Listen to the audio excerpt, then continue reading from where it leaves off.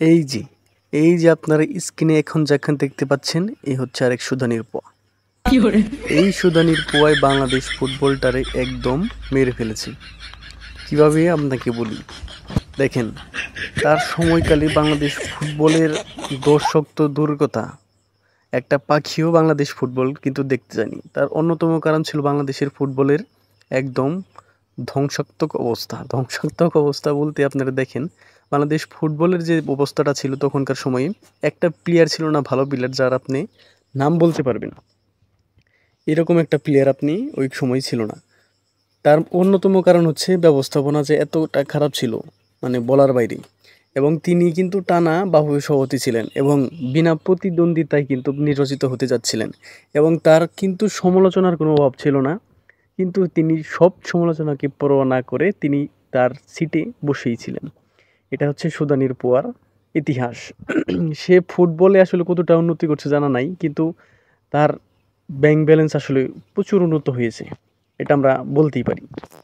কারণ ইনি বাংলাদেশ ফুটবলের থেকে তার ব্যাংকের যে দেখাশোনা সেটা বেশি করতেন। যার জন্য আসলে তার ফুটবলের থেকে, সভাপতি যেখানে ছিলেন ফুটবলের থেকে তার ব্যাংক ব্যালেন্স শতগুণে সিকিউরিটি যুক্ত এবং প্রচুর পরিমাণে অর্থ এখানে আছে। তো এই সুদানের পোয়ায় বাংলাদেশ ফুটবলের জন্য কিচ্ছু করে যেতে পারে নাই, মানে 0%, 0%-এর কম যদি কোনো কিছু থাকে, সে ওই উন্নতিটা করে গেছে বাংলাদেশের ফুটবলে। তবে বর্তমান সভাপতিকে ধন্যবাদ দিতে হয়, তিনি যেভাবে বাংলাদেশ ফুটবলের আবার জোয়ার ফিরিয়ে এনেছেন, আসলেই প্রশংসার দাবিদার। তাকে ধন্যবাদ দেওয়াই লাগে এবং বাংলাদেশের ফুটবল ফ্যানের পক্ষ থেকে তাকে আসলে ধন্যবাদ জানাই যে তিনি বাংলাদেশ ফুটবলকে আবার, মৃত ফুটবলকে আবার জাগানোর চেষ্টা করতেছেন এবং মোটামুটি সক্ষম হয়েছেন। যেভাবে তো আমরা ভুটান এবং বাংলাদেশের ম্যাচে দর্শকদের দেখতে পেলাম, এর আগে কত বছর আগে এরকম দর্শক দেখা গেছে আসলে বলা যাচ্ছে না।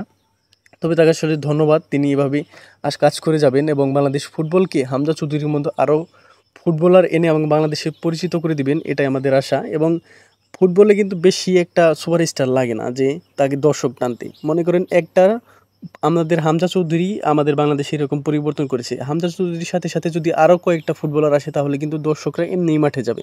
সেখানে হারাবাজিটা কোনো ফ্যাক্টর না, কারণ ভালো খেললেই সেখানে দর্শকরা অবশ্যই যাবে।